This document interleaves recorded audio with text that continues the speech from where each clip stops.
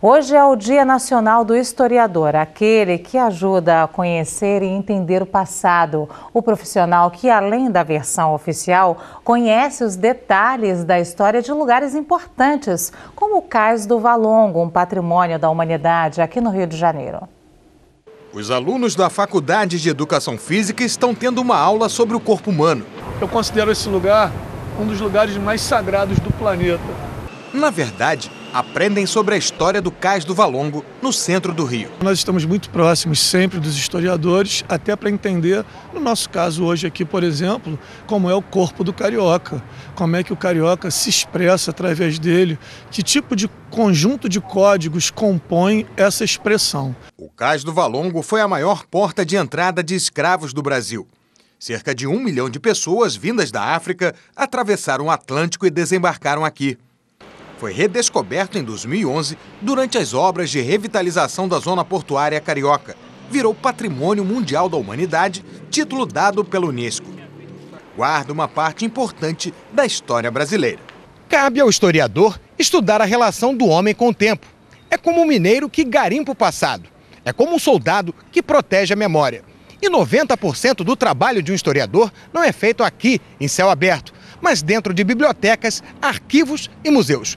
No caso do Cais do Valongo, documentos antigos já mostravam a existência da construção. O que surpreendeu os historiadores foi o bom estado do sítio arqueológico. Em 1843, o cais foi aterrado e refeito para a chegada de Teresa Cristina, que iria se casar com Dom Pedro II, e passou a ser chamado de Cais da Imperatriz. Mas por trás da história conhecida, há outra história, como lembra o professor Milton Teixeira. Ele casou por procuração, ele escolheu a mulher por uma pintura a óleo. Na pintura ela estava linda.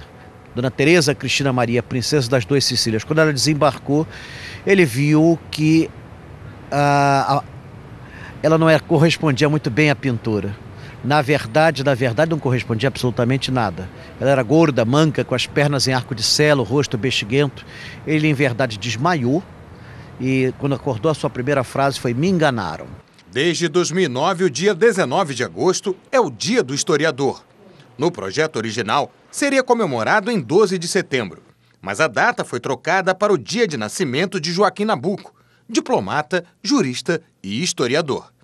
Uma profissão que mantém o charme entre os estudantes. A história é importante tanto para a nossa perspectiva do futuro, de como nós vamos agir, quanto para nossas ações presentes, né? Sempre olhando para o passado, para saber essas respostas. Uma ciência humana que também engloba o conhecimento de outras disciplinas, como sociologia, geografia e filosofia.